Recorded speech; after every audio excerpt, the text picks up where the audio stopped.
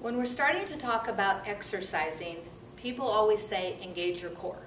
I say it about 150 times a day. What does that really mean?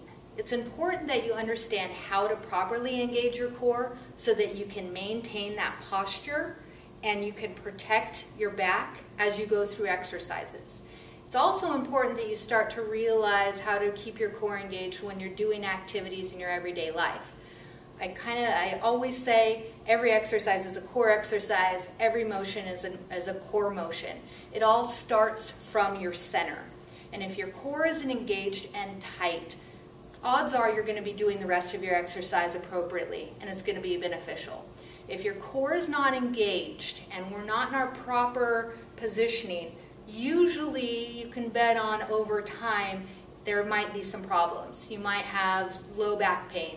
It's possible that other areas of your body are going to compensate for the lack of stability that is through your center.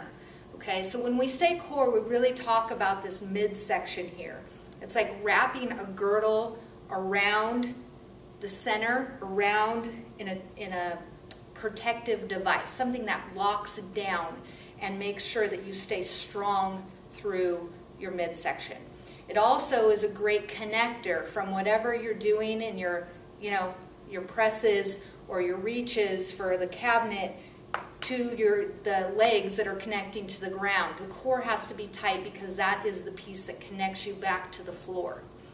So the best way to realize and figure out where your core is and if it's tight is to stand with your feet shoulder width apart and make sure that your weight is evenly distributed from the front part of your foot, the ball of your foot, to your heel. Okay? Little bit of bend in the knees. It doesn't have to be much.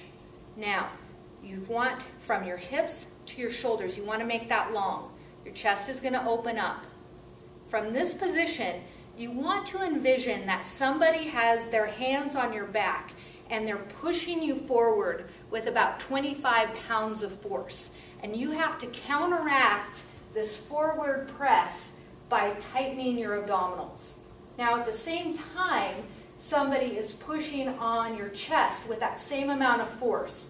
So to not give in any direction, either forward or back, you have to tighten down. You have to make these muscles strong. It's an isometric contraction.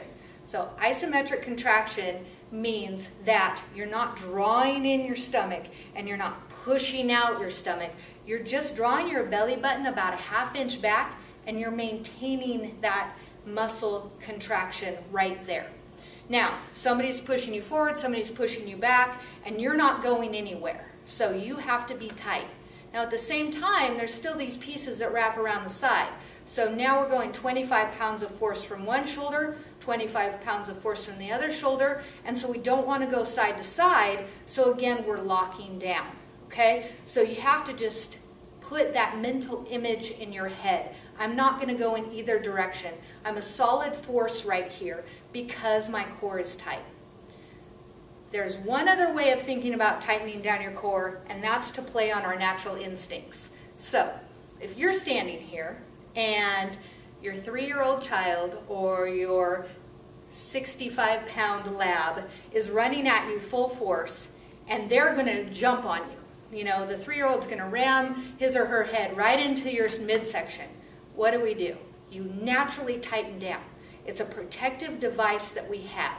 We engage our core with isometric contraction so that if something hits us, we're not going to absorb the blow. That's another way to think about how do I get my core engaged.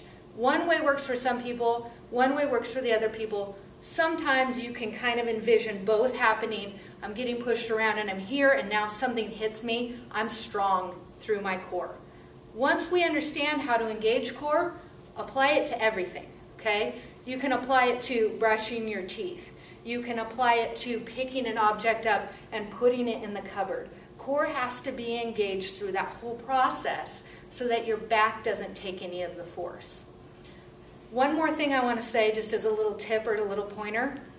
Instead of always having to think about engaging the core like while you're doing something, a little tip that I like to give people is if you're sitting at a stoplight, when the light is red, think about engaging those core muscles. drawing that belly button a ½ inch back and holding tight until the light turns green. When the light turns green, you can take off, you can forget about it, you don't have to think about it. You come to the next light, the light turns red, engage those core muscles again. So you're sitting tall, you're engaging, you're holding, then you can relax. The more often you engage the core, the more it becomes a natural process, and it's something that you don't even have to think about. It will happen automatically. But we have to implement it into our life regularly so that it becomes a habit and something that just happens. So remember, don't get pushed around and get ready for somebody to hit you in the stomach. If your core is engaged, you're ready for all of that.